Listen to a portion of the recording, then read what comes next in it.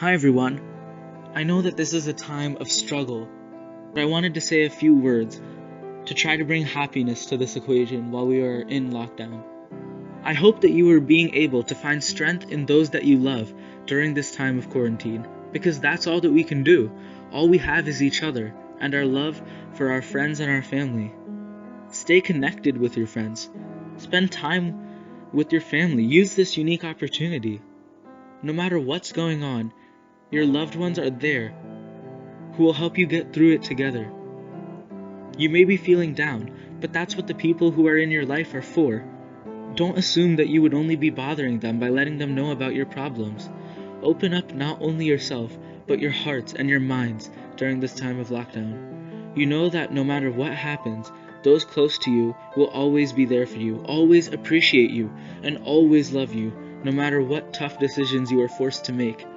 Acknowledge those people that you care about. Give them a reminder of how special they are to you, and stay productive by reading and engaging in other acts of productivity during this time. Today's story for this special 11 by 11 Read Aloud episode is inspired by creativity, imagination, and my love for magical concepts such as Aladdin's carpet. So now please enjoy Magical Mat, a short story from the book 11 by 11.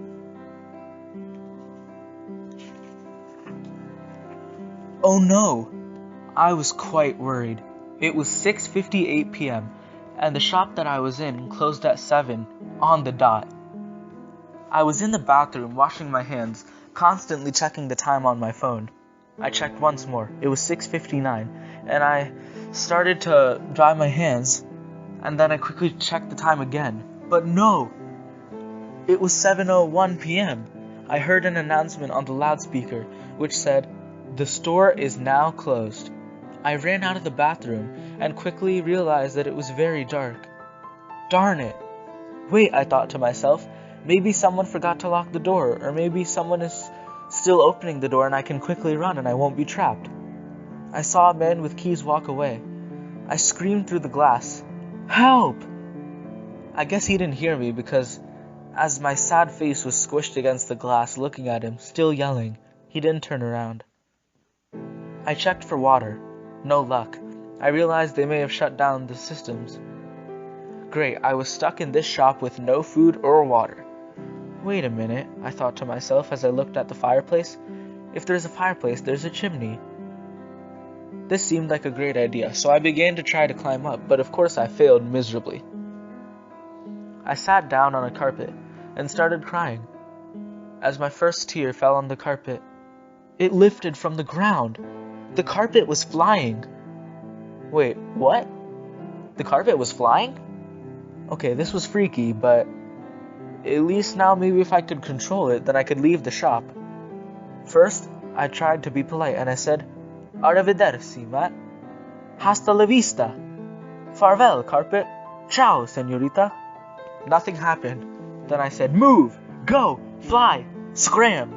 I was frustrated, blabbering, and said, "Caboose vamoose," and then it began to move. After a lot of practice, crashing in the wall, bruises, cuts, and pain, I realized that I had to turn the front of the carpet in the direction I wanted to go. To stop it, I had to say, "Seize, freeze, please." And the carpet would come down on the command, "Descend, my friend." Now I was ready to maneuver my magical mat up the chimney and arrive home. I arrived safe, without crashing into anything.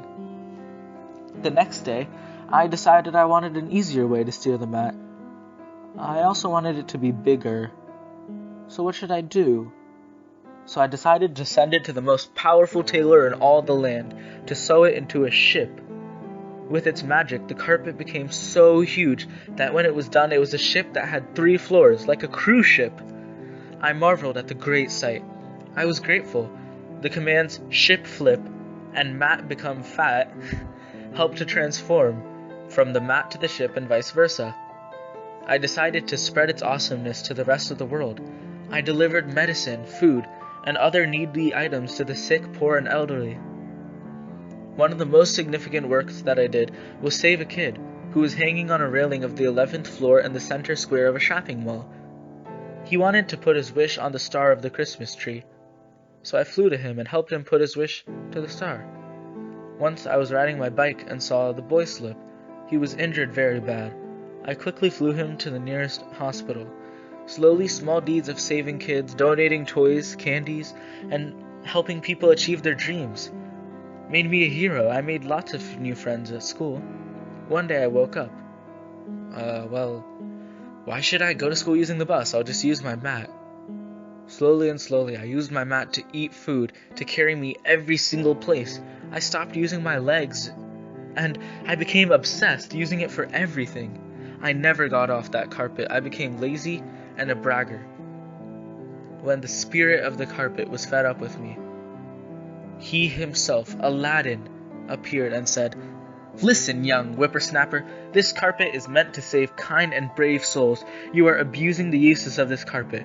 I thought you were the chosen one, but instead of using courage, determination, and willpower, you are using it for pleasure, leisure, and bragging.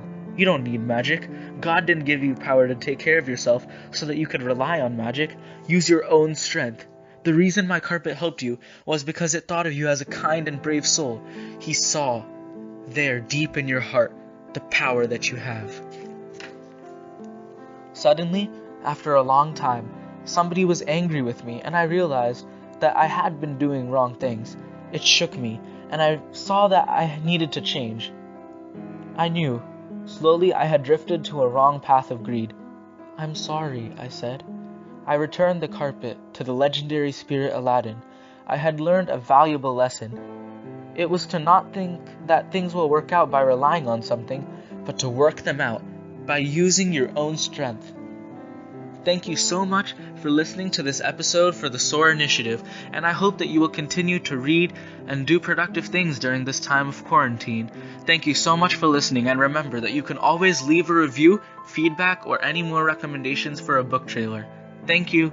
I implore you to soar.